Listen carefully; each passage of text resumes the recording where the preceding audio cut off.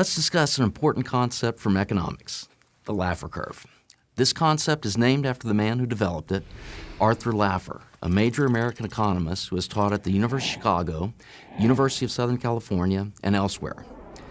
The Laffer curve illustrates the two most important things we need to know about taxes: how much money the government can raise from taxes, and at what level of taxation the government might start getting less, not more revenue. The Laffer curve is illustrated here by a two-dimensional graph. The horizontal line is the tax rate that the government chooses, and the vertical line is the revenue that the government receives from that tax rate. First, because 0 times any number is 0, if the tax rate is 0, then the government receives 0 revenue. Accordingly, 0, 0 is our first point on the curve. Now suppose the government chooses a very small tax rate, say 1%. The government will then begin to receive some revenue from citizens. This means that another point in the curve must be something like this. Now suppose the government charges a 2% tax rate. Then everyone would agree that it will receive even more revenue, which means that another point in the curve must be something like this. And if the government keeps raising the rate, then revenue will continue to go up, at least when we're in the low tax rate part of the graph. This means that if we fill in the curve, it has an upward slope, at least when we're in the low tax rate part of the graph. Now suppose the government charges a 100% tax rate. If this happens, then no one would work. That is, why would anyone work when the government is going to take all the money that they make? And if no one works, then national income would be 0.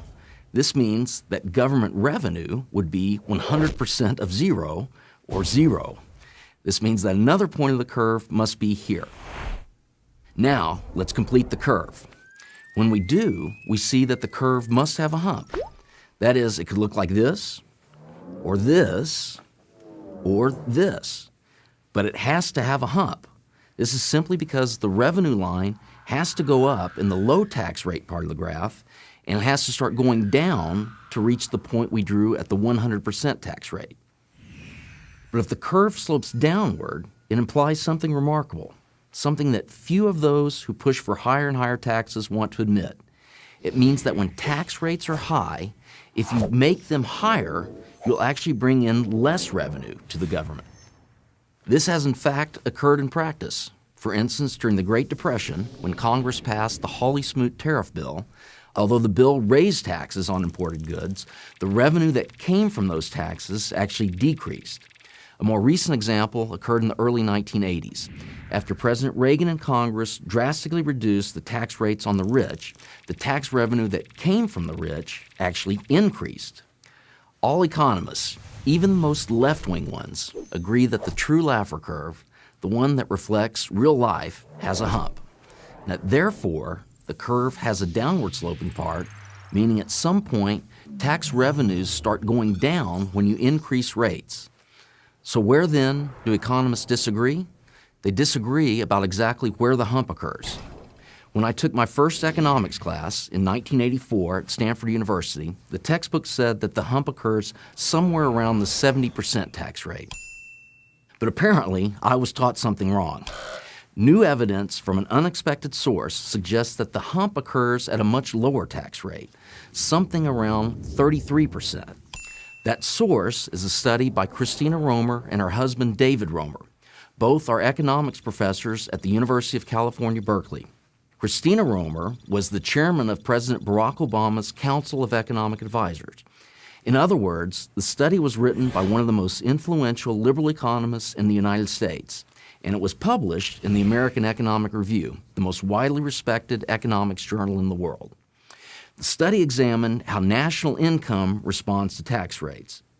But as far as what concerns us here, the key point is that if you do the math, the results imply that the hump on the Laffer curve occurs where the tax rate is around 33%, much lower than economists previously thought. Let's now put these findings into political terms. They suggest that no matter what your politics, you should not want tax rates to be above 33%. Obviously, conservatives and many moderates think rates should be lower than that, But even if you are an extreme left-winger and your only goal is to make government as big as possible, you should still oppose a tax rate higher than 33%. The reason is that, as the Romer and Romer study suggests, when tax rates go higher than that, the government actually gets less money. Everyone of every political persuasion should pay attention to the Romer and Romer study and its important implications. They suggest that if we decrease tax rates, government revenues might actually rise. I'm Tim Groseclose, professor of political science and economics at UCLA for Prager University. Join Prager University, subscribe to our YouTube channel, and sign up for free at prageru.com.